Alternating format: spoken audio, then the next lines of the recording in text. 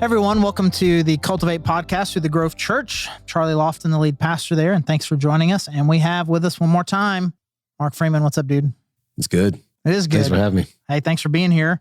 And we have been talking denominations for the last few episodes. We just kind of spent some time just kind of introing the topic, defining what a denomination is, talking a little bit of our background, talking about the Grove, kind of who we are, and just introing the idea of kind of why we're even having this discussion at all. And then episode 2, we spent a lot of time just kind of talking about how we got here historically, with the simple answer being People plus sin equals division. You can write that down. You put that in stone. But then we also talked about the specific history of how people plus sin played out in history and the divisions that happened, especially a couple of major ones. We looked in that episode 2. Last time we kind of talked about just kind of the major categories of the different types of churches that there are and the categories that denominations tend to fall into, kind of what the major divisions are. And then we try to put most of kind of the denominations that we've heard of into some sort of category to help us understand. And we're going to wrap it up here today just with a little more practical. And so I'll start with the question that we had at the end of the first episode, when we talked about why does this matter, and we talked about it for a long time. And so now maybe I have the same question. We've talked about it a long time. So I ask you again, Mark, why does any of this matter?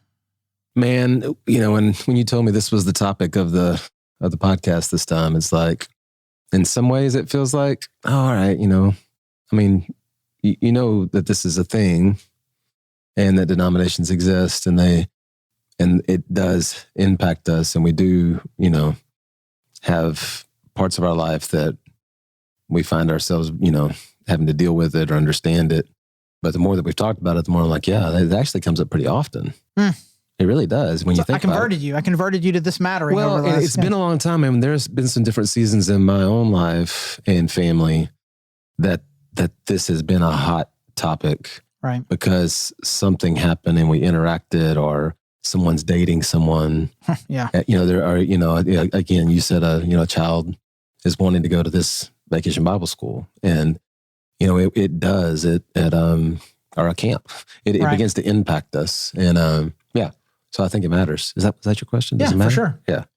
Yeah. So you find yourself in a situation like that with your kids, or somebody's dating somebody, or you move to a new town and you're trying to find a church, and you move to this new neighborhood, and they're all right. Oh, we've got this kind of church right here in our neighborhood. Well, how do I feel about that? And kind of be able to walk into it with a little more wisdom and just kind of understanding, and to know if there's a situation I need to protect my kids from, or a teenager who's dating somebody. Hey, this is I don't know about this, and just and understanding how to relate better to your neighbors, to your friends. Because the reality of it is, you find out your friends, they go to one kind of church versus another kind of church.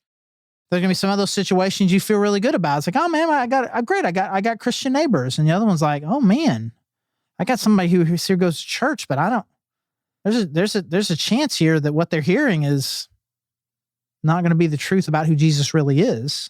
And again, not being judgmental about an entire group of people, but to understand that just because someone goes to a church, that could mean a lot of different things. And it could also mean something about their posture towards you, about what they think about you because they go to a particular church versus what you do. And so being able to at least have some knowledge about these kinds of denominations, I think, can be really helpful. So one thing that we didn't talk about yet is, and again, Scott and I talked about this a few series ago. We talked about Mormonism, but I think it's important here for a different reason. So we'll have a different conversation, me and you. What is the difference between that's just another Christian denomination? No, but that's a cult. So I asked this very specific question, and you can give, again, I'm not looking for a technical definition. I'm just looking for Mark sitting there having lunch with a guy from the Grove, and they ask, man, what is a cult? I hear this word. What is a cult? What's your elevator pitch answer to that question? I mean, again, and I feel like I try to oversimplify everything, but I mean, what a group does with Jesus, this grace through faith, if it's anything other than that, then my categories are pretty Hard to say. I mean, it's There like you go. Okay. either it's by grace through faith, or it's something else. And if it's something else, then it's pulling or teaching or pulling people down a path that is no different than, all the other world religions, right? Right, for sure. I feel like this word cult gets used in two different contexts, and sometimes they overlap, and sometimes they're different. One is you say cult and you think kidnapping, living on a compound, high control leader, super weird beliefs, right? And then another definition of cult is kind of what you're talking about, is kind of an intentional manipulation of the core truths of Christianity. And so we're not talking about what we think about baptism or whether or not we think that women can be ordained as pastors.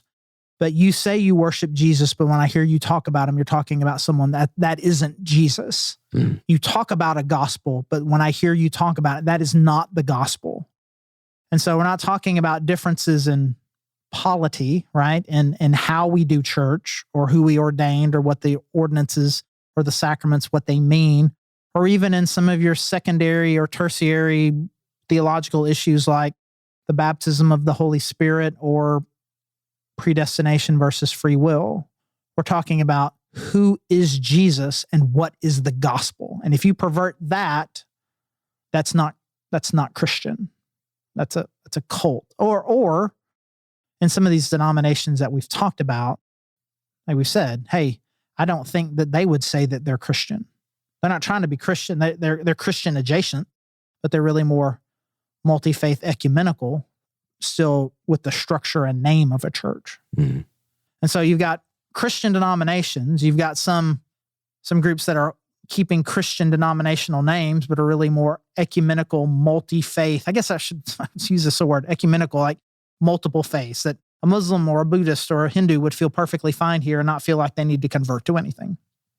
And you got some things that are pretending to be Christian, but are in fact cults and are luring you in with an appearance of Christianity, but behind it is something different. And when Scott and I talked about Mormonism specifically, we said it is definitely the second, and it has some hints of the first.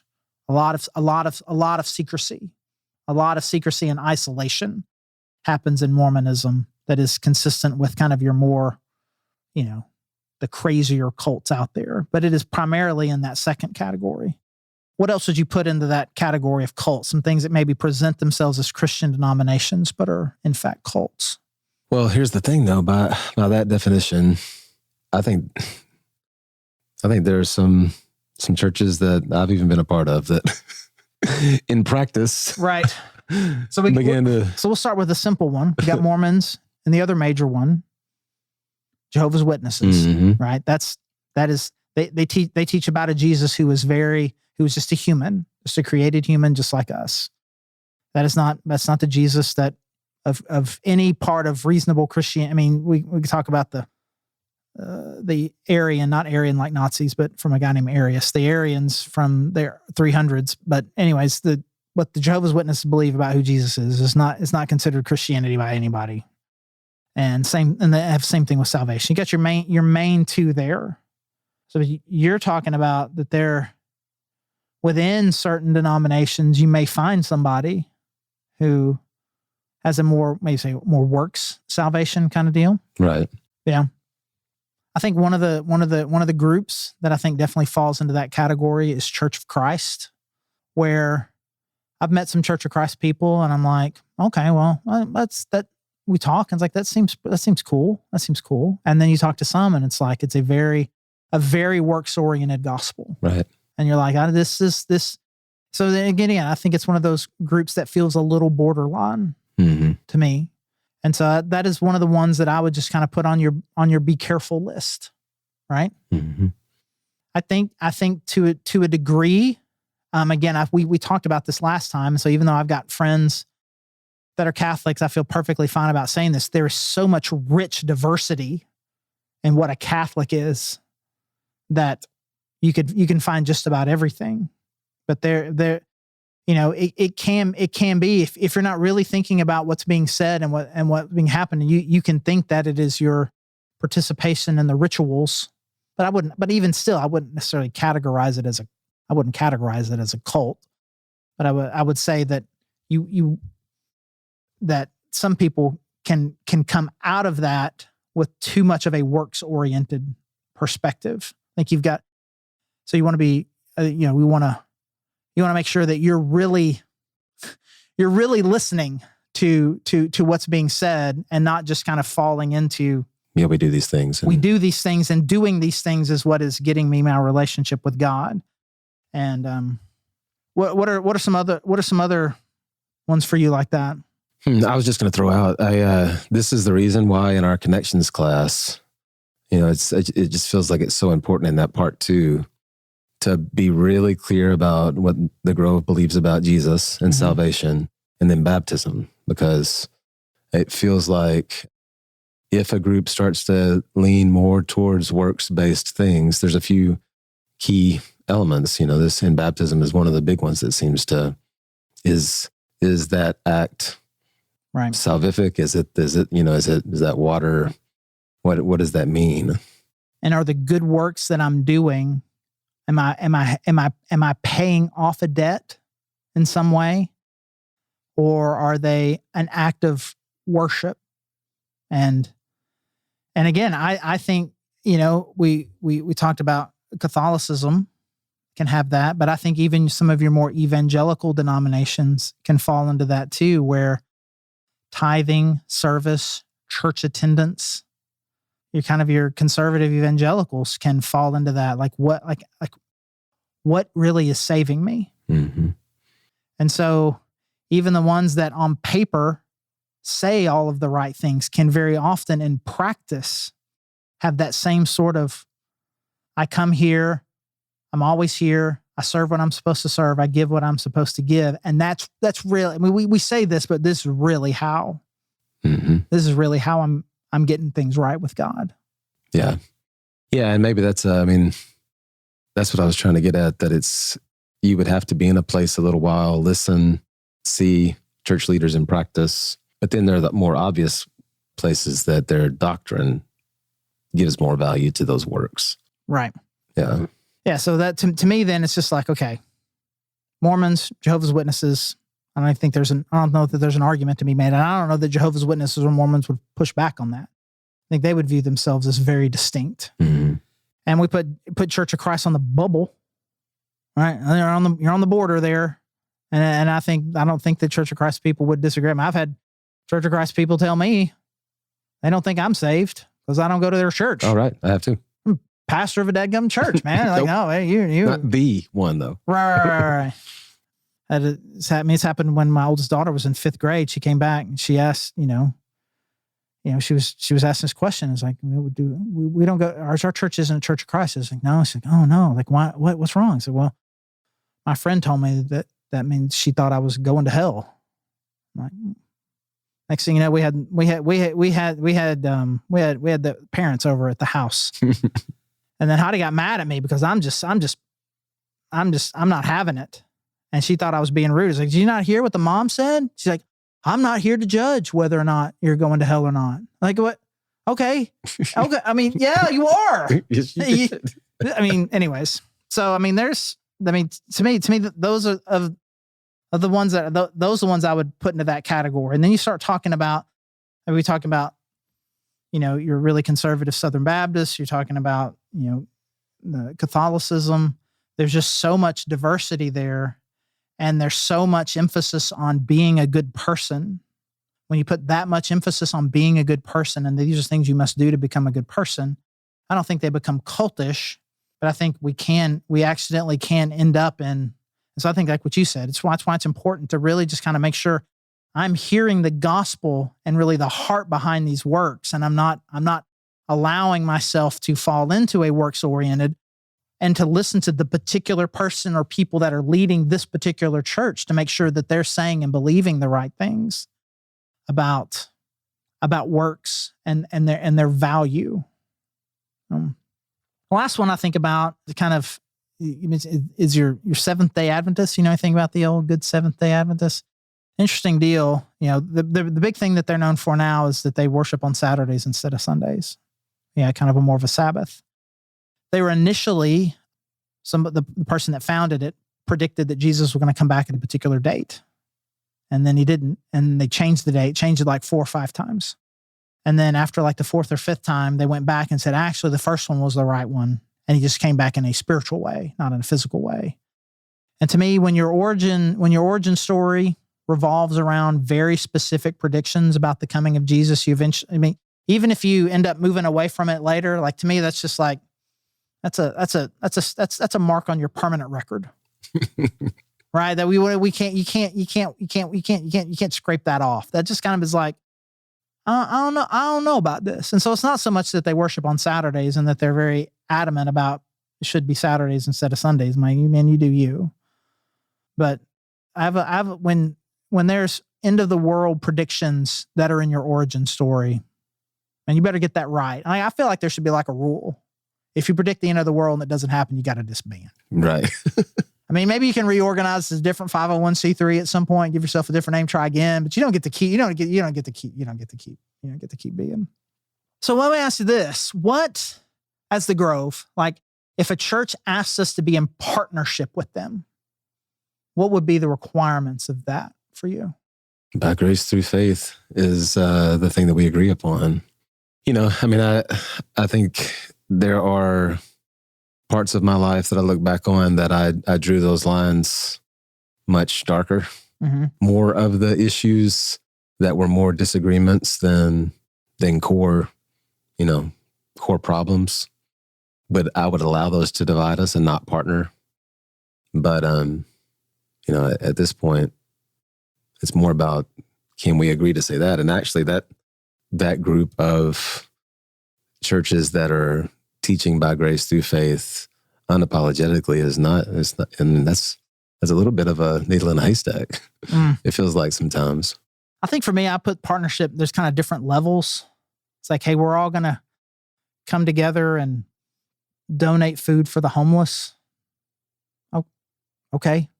I'll donate food to the homeless with anybody. Mm-hmm. Right? Versus let's get our youth groups together for a worship time. Right? I mean, I think there's just kind of different levels. I think to some degree, there's some things that as an act of unity in the community, I wouldn't even worry about it. Mm-hmm. I mean, like there's, we've worked with this group called Canopy that helps resettle refugees, and a church adopts a person. There are other churches that are adopting people that would not fall into your category there. It's like, well, I'm not, because this group is partnering with your group, I can't also partner with your group because it'll feel like I'm partnering with them. Like, well, this is we're just helping refugees. We're not churches locking arms together, worshiping God together. So, I mean, to me, I've always kind of taken a broader sense of that, like in some of those things. But like, if we're talking about worshiping together, going to a church camp together, let's have our youth pastors meet up or whatever.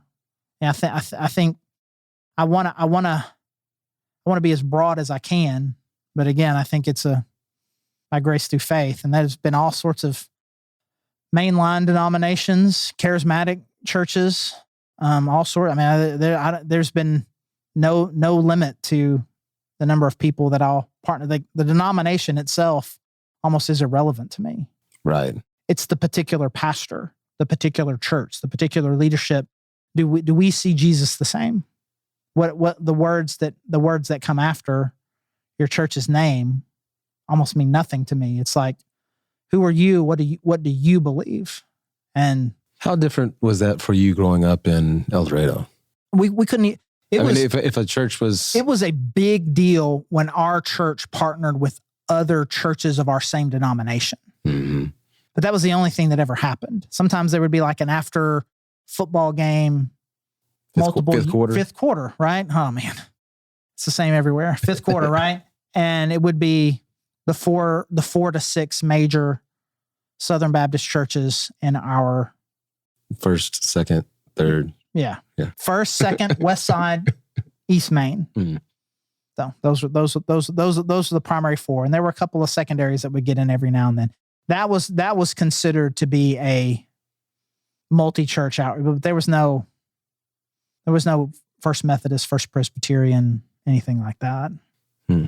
And so it was ingrained in me that it was really ecumenical to kind of branch out to allow other churches that were exactly the same as you and do something with them. That was considered big deals. That was a big deal to be able to do that. And I think, honestly, my time at Hendrix leading a college ministry there, where essentially we were the only Christian ministry there.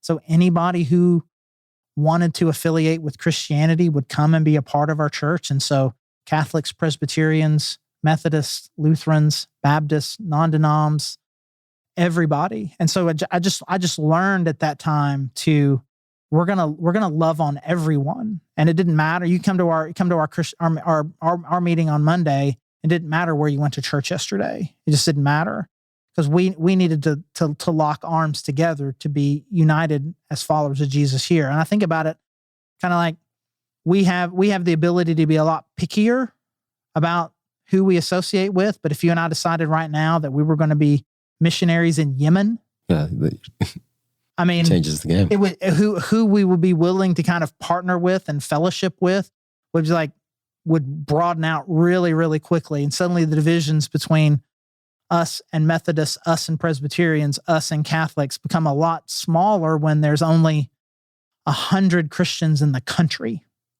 And I think why, if it's true there when there's only 100 Christians in the country, and it's going to be true in heaven when we're all there together, why can't it be more true right now?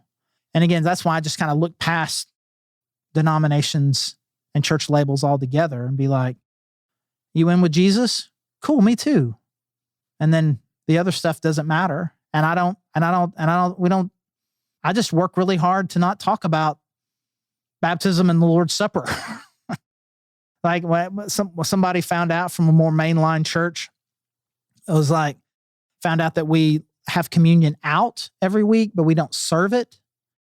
And this guy's a really good friend of mine now. I didn't really know him that well then. He looked at me, I mean, just kind of very casually, I'd be interested to know the theological justification you have for that. I'd love to talk about that someday.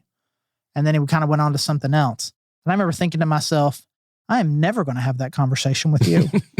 That's the one I don't want to have. What are you talking about? Anything else? I don't care that much. I don't care that much. I would much rather be your friend and be able to support you and what God's doing at your church than for us to hash out the nuances of whether or not the Bible prescribes that we must serve communion to people, as opposed to allowing it to just be there for you to serve yourself. But you could tell that really mattered to him.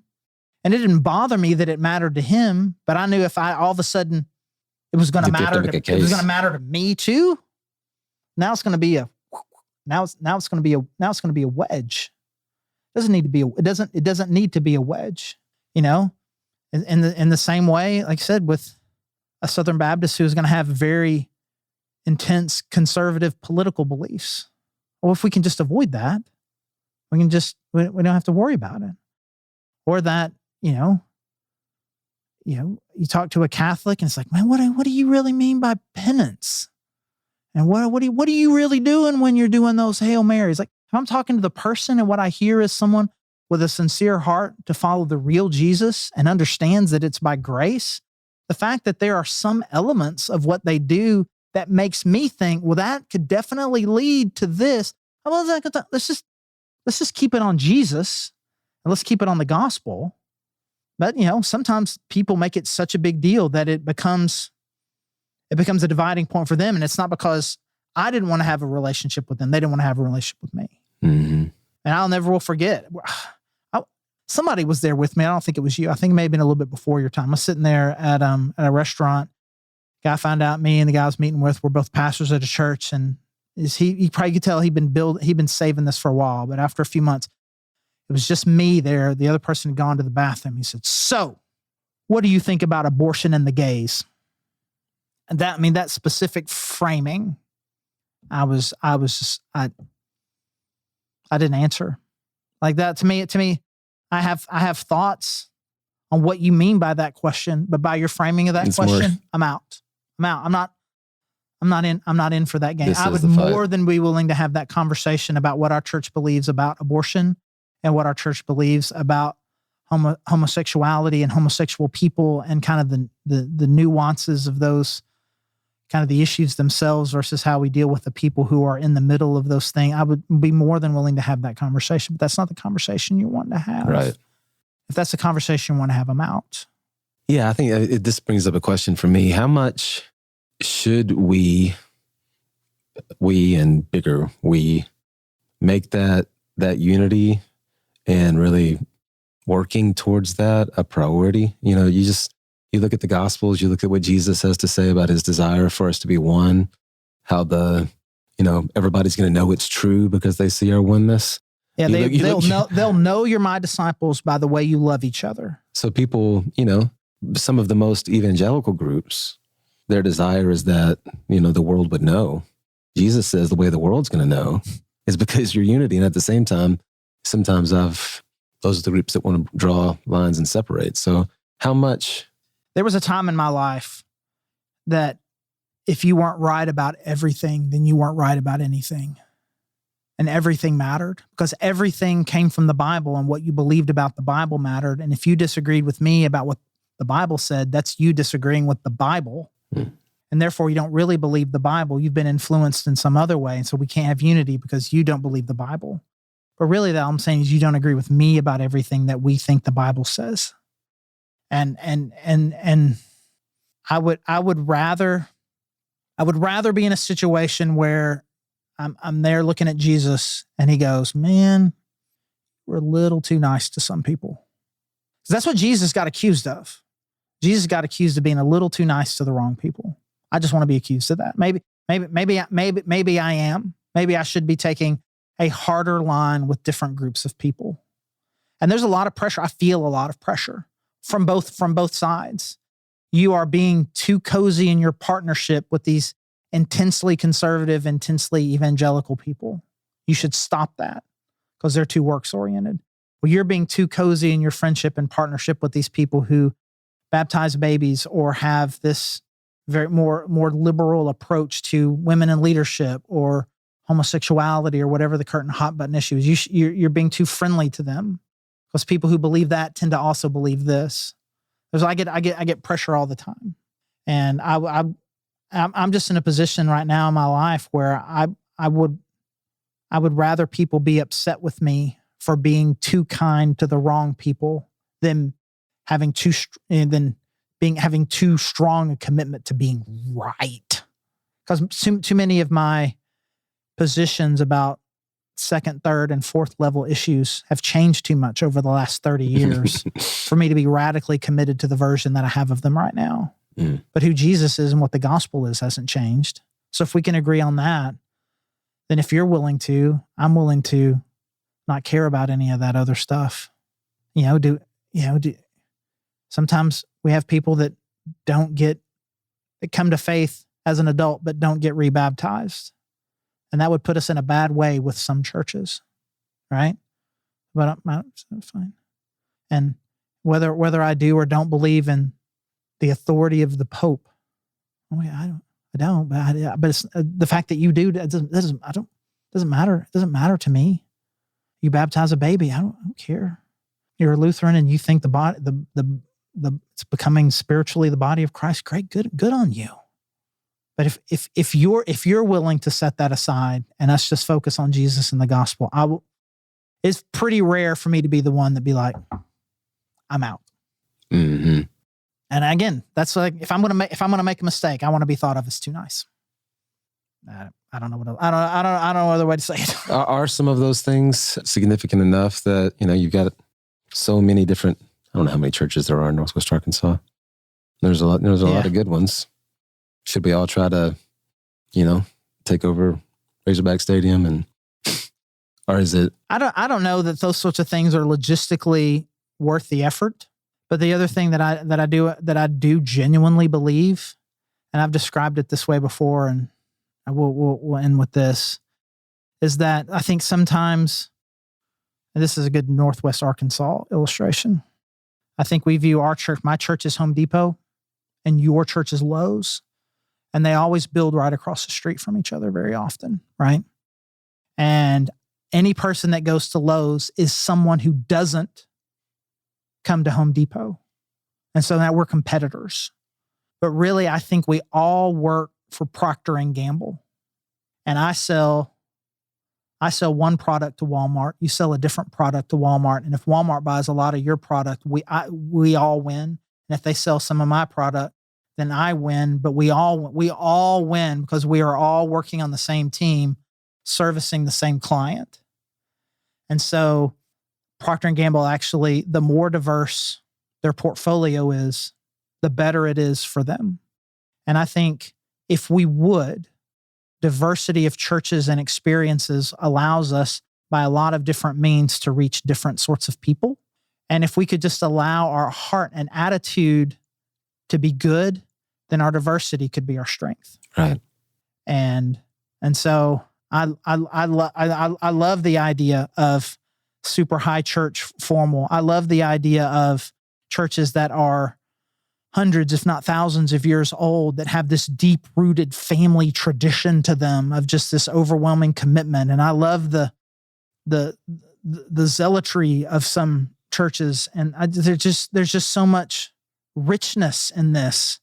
And we've carved out a particular place where we want to live that allows us to do something, but that doesn't mean these other people who aren't doing other things are they're reaching people that we just can't. And to me, it's beautiful. If we would let it be. We've allowed diversity to become our weakness, but diversity could be our strength if we would let it. Well said. All right. Well, that was the longest of the episodes, and I just feel like I just had to cut us off. But hey, thank you so much for joining us, Mark. Thanks again for being with us for this whole series. We would love to connect with you. If you would like to be part of our church and you're not, you go to thegrovechurch.org/connect. There's a form you can fill out. Everything you need to know about our services, either in person or online, are there. And again, thank you so much for joining the Cultivate podcast from the Grove Church. Have a great day.